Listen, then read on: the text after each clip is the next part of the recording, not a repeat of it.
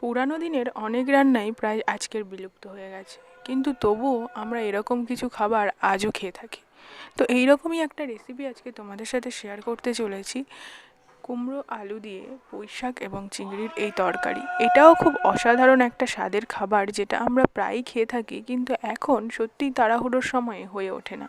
মানুষের জীবন এখন অনেক ব্যস্ত, তো তাই সকাল সকাল ভাবলাম তোমাদের সাথে এরকমই একটা রেসিপি শেয়ার করি, যেটা খুব সহজেই গরম ভাতে এমনিতেই এক থালা ভাত শেষ হয়ে যায়।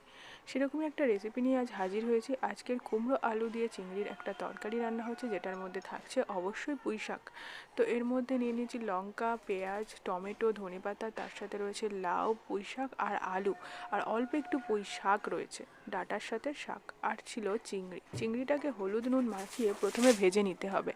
তো চিংড়িটাতে যখন নুন হলুদ মাখাচ্ছি তখন একটু মাখিয়ে রেখে দিলে জলটা বেরিয়ে যাবে, তারপর চিংড়িটা ভাজবেন। তো চিংড়িটা ভালো করে ভাজা হয়ে গেলে এর মধ্যে আমরা বাকি তরকারিটা বসাবো। তো এর সাথে তরকারিটা বসানোর জন্য কি কি লাগবে বলি। শুকনো লঙ্কা আর লাগবে 5 ফোড়ন। তো চিংড়িটা ভাজা হয়ে গেছে, এবার সেই তেলের উপরে আমরা দিয়ে দিচ্ছি শুকনো লঙ্কা এবং 5 ফোড়ন। শুকনো লঙ্কা 5 ফোড়ন একটু পুড়ে এলে এর উপরে দিয়ে দেবো কুমড়োগুলো। তোমরা চাইলে কুমড়োটা আর আলুটা একটু ভেজে নিতে পারো, আমি সেটাই করেছি। কুমড়ো আলুটা আগে দিচ্ছি, এটা হালকা একটু ভেজে নেওয়ার জন্য।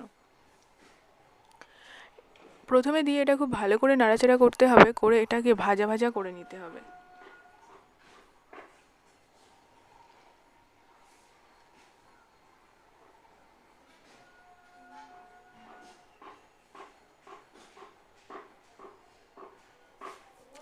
চাইলে এখানে অল্প একটু নুন ব্যবহার করতে পারো, কিন্তু আমি পরে নুন ইউজ করেছি শাকটা দেওয়ার পরে, তাহলে শাক এবং প্রত্যেকটা সবজি থেকে নুনটা ভালোভাবে ঝরে যাবে।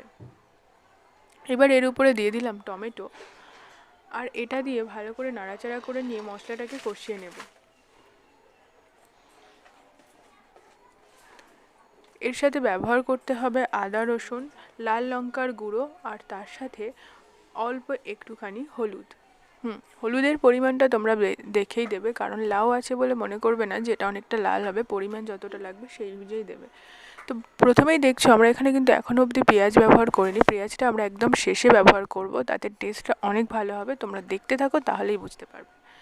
এবার আমরা এর মধ্যে যখন মশলাটা কষা হয়ে গেছে, এর মধ্যে আমরা বাকি কেটে রাখা পুঁই শাকের ডাঁটাগুলো দিয়ে দিলাম, আর একটু পরে ঢাকনা দেওয়ার সময় সেই সময় আমরা এর মধ্যে শাকগুলো ব্যবহার করব। ভালো করে নাড়াচাড়া করে শাকগুলো দিয়ে দিচ্ছি।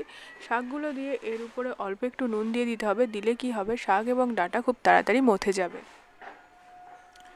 ভালো করে নাড়াচাড়া করে নিয়ে যখন একটুখানি কড়াইয়ে ভর্তি হয়ে আসবে, ঠিক সেই সময় অল্প এর মধ্যে নুন ছড়িয়ে দিতে হবে, দিলে শাকটা একদমই কমে যাবে আর নাড়তেও অনেক সুবিধা হবে।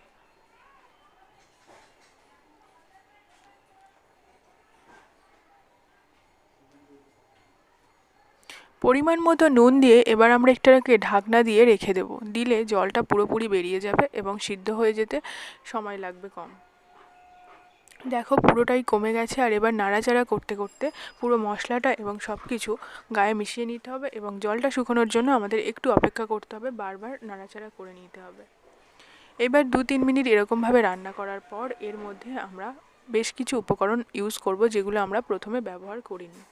মশলাটা পুরো হয়ে এলে এর মধ্যে আমরা ব্যবহার করব অল্প একটু সর্ষে বাটা, সাদা সর্ষে বাটা, আর কাঁচা পেঁয়াজ। কাঁচা পেঁয়াজটা হয়ে আসার সময় এরকমভাবে দিলে এরও স্বাদটা হয় অন্যরকম। একদম হোটেল কিংবা রেস্টুরেন্টে যেরকমভাবে আমরা ছ্যাঁচড়া খেয়ে থাকি, ঠিক সেরকম স্বাদ আসবে। তো সেই জন্যই এটা তারপরে দিলাম, আর অল্প একটু কাঁচা লঙ্কাও ব্যবহার করলাম। এবার খুব ভালো করে নাড়াচাড়া করে নিতে হবে। তোমরা চাইলে এখানে জিরে গুঁড়ো ব্যবহার করতে পারো যদি ঘরোয়া পদ্ধতিতে খেতে চাও, কিন্তু আমি একটু রেস্টুরেন্টের স্বাদ আনতে চেয়েছি, তাই জিরে গুঁড়োটা এর মধ্যে ব্যবহার করিনি।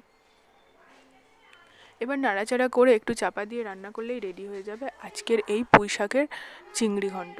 তো আজকের এই পুঁইশাকের চিংড়ি ঘন্ট কেমন লাগলো অবশ্যই জানিও। পুঁইশাকের চিংড়ি ঘন্ট যদি তোমাদের ভালো লেগে থাকে তাহলে অবশ্যই বাড়িতে একবার ট্রাই করো, আর কেমন হয়েছে জানিও। আর পদ্ধতিটা কিন্তু অবশ্যই এগুলো ফলো করো, লাস্টে পেঁয়াজ দেওয়া যা কিছু আমি করেছি।